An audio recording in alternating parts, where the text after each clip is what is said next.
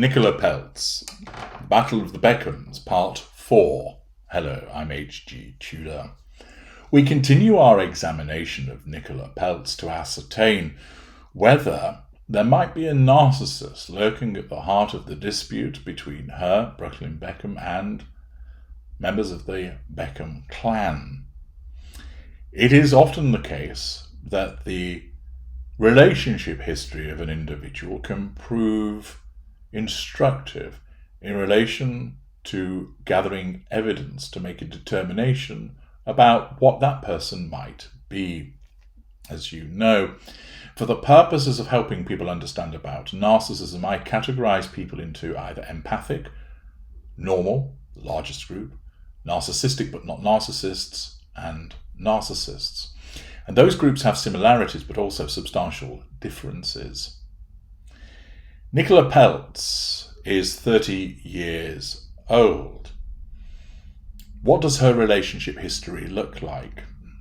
Well, when she was younger, it was rumoured that she was dating an individual who's 12 years older than her, who's called Dan Stevens. There's not a lot of information about that, and it would appear that it was fairly short-lived, but relationship was there. Then, back in May 2016, when she was 21 years old, she had a brief romance with Justin Bieber, which was a few months before he was linked to Sophia Richie. Apparently, they went on a date, and at that time, Bieber wanted to settle down and have a relationship with Nicola Peltz.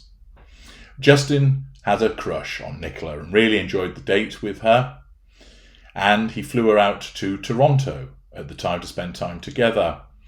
However, it would appear that the romance didn't last long, as not much else was heard, and then he went on to rekindle his on-off relationship with Selena Gomez before marrying Hailey Baldwin, who became Hailey Bieber. There isn't any information as to what went on in that relationship other than it was short-lived. But it wasn't long after that Nicola Peltz found herself a new boyfriend.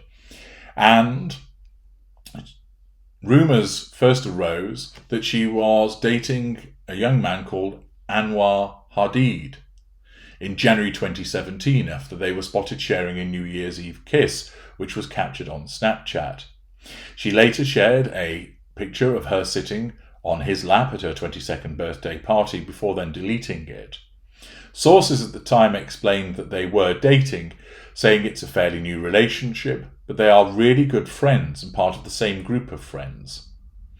They later made a number of red carpet appearances together, confirming their romance, with Anwar even dropping the L-bomb on Valentine's Day that year, saying, "Love you, my angel," in a Snapchat video. It's believed that this inspired his "I love you, my angel" tattoo, which appeared on the back of his left hand when they started dating. However, they split in May 2018, roughly 16 months after the relationship began, and he moved on with Kendall Jenner, whilst Nicola was then seen with the next individual, Paul Klein. The split was said to be amicable, but it invariably is for the sake of publicity, isn't it? She then began dating LANY frontman Paul Klein in July 2018, a few months after he split from Dua Lipa, who coincidentally also went on to date Anwar Hadid, who we've just mentioned. She was even on the cover of the band's single through these years. Things didn't work out, however, and less than a year later, come February 2019, they called it quits. She announced it on social media. "Just want to tell you guys, Paul and I went our separate ways, but I always wish him all the best. All good vibes." Accordingly, for a young lady aged now 30 and has been with Brooklyn Beckham for around about 6 years, more about him later, it would appear that she hasn't had a huge amount of relationships. Now, the relationships that she has had have all been short-lived, And that is something that is often seen with the narcissist, because the narcissist will draw somebody in but becomes bored with them, devalues and disengages from them. There isn't any information about behaviour in the various relationships that she did have that would support a host of devaluing behaviours. There would appear that she was going on dates with the individuals concerned, and they certainly haven't spoken in adverse terms about her thereafter. That may be the case because there simply is nothing to state, or it might be that they keep their own counsel. The silence in that regard doesn't mean that something hasn't gone on, but we also have to take into account that because there hasn't been some kind of kiss and tell about what has occurred, or revelations about her unpleasantness is also a factor that should be taken into account, that in all of the relationships that have been mentioned in this part, there hasn't been any suggestion of poor behaviour by her, and that is noteworthy. It is often the case, of course, that when you're dealing with people who are famous, it becomes more difficult to learn as to the unpleasant behaviours in romantic relationships because of the necessity of PR management, that invariably the relationship is described as ending amicably and they wish one another all the best, even though they could have been fighting tooth and nail in the course of the relationship. What we draw from this is the fact that she had a number of short relationships in a comparatively short space of time.